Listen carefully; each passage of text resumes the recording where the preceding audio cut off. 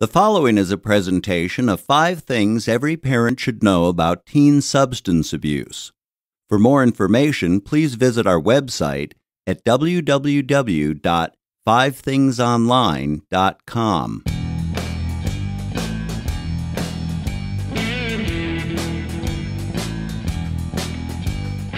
Five things every parent should know about teen substance abuse. Part 1 in a 5-part series. Number 1. The problem is not the problem. Hindsight is 20/20. Frequent comments from parents of teens who have developed a substance abuse problem include, "If only we had known then what we know now," or "Why didn't we see it?" This typically occurs when parents begin to put the pieces together by looking back and identifying the signs that they didn't realize were signs, such as lying, stealing, school performance slipping, change of friends, or smoking cigarettes. This is only a fraction of the potential signs of teen substance abuse, but illustrates the first axiom of the problem is not the problem. The first sign of chemical use is usually not the chemical use itself.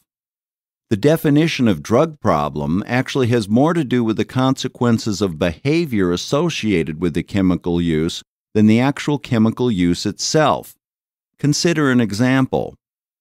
13-year-old Johnny has made some new friends that smoke pot. Over the course of several months, Johnny's parents catch him in several lies regarding his whereabouts, and he's increasingly testing limits with regards to his curfew. Concerned about his dishonest behavior and the problems it is also causing between mom and dad with regards to how they deal with it, they go to family counseling. Or another example. 14-year-old Susie has gotten in the habit of skipping first period because she's going to Lucy's house every morning and smoking pot because neither of Lucy's parents are home. Susie's grades drop and she ends up getting truancy charges filed. The judge sentences her to complete community service, and Susie's parents ground her for misbehaving.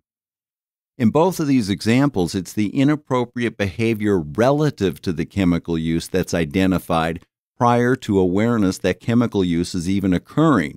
And trust me, this can go on for a long time before hard evidence of actual drug or alcohol use is discovered.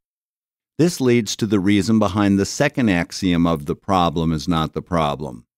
Initial intervention is frequently misguided, thus unsuccessful. Unfortunately, a lot of time can get wasted in the family therapist's office if the cause of the identified problem is not accurately determined. How many parents have I had in my office over the years bemoaning the fact that they wasted so much time and money with misguided efforts in addressing their child's problem? Here's where we see the significance of hindsight being 20/20. When we correctly identify the problem, things start to make sense. Years of assessing teens has led to what I've identified as the 3 rules of thumb in teen substance abuse assessment. Number 1, where there's smoke, there's fire. Seemingly insignificant or isolated events are usually not insignificant or isolated. The gut feeling that something's wrong usually proves to be right. Most kids don't end up in my office by mistake. A rather bold-sounding claim, but it's something I tell parents frequently. While it occasionally happens, it's unfortunately all too rare an occurrence that I assess a teen and can tell the parents, "I believe this is an isolated incident and I don't see any signs that this is a problem." To the contrary, what I'm usually telling parents turns out to be a validation of the gut feeling they've had for a while. Yet, because of the way a substance abuse problem affects the family system, they've been afraid to trust their feelings and address the situation because they don't want to rock the boat. Number 2. The 1 in 10 rule. For every one thing a parent knows, there's usually 10 things they don't know. Parents never, I mean never, are surprised or disagree when confronted with the 1 in 10 rule. That being said, They're often shocked at the results of a substance abuse assessment. Not necessarily with the fact that their child indeed has a problem. Their gut feeling already told them that. They are, however, typically stunned when they find out the gory details of what all has been occurring with regards to the actual chemical use. Number 3, you can count on the disease. Chemical dependency is a diagnosable illness that is primary, progressive, chronic, and potentially fatal.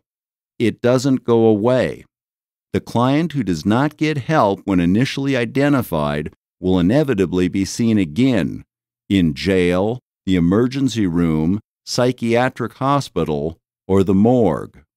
I learned about what we refer to as the disease concept in my training as a chemical dependency counselor, but I didn't really appreciate the reality of this until I began working outside of actual treatment, that is, in a setting where I had much longer-term contact with my clients.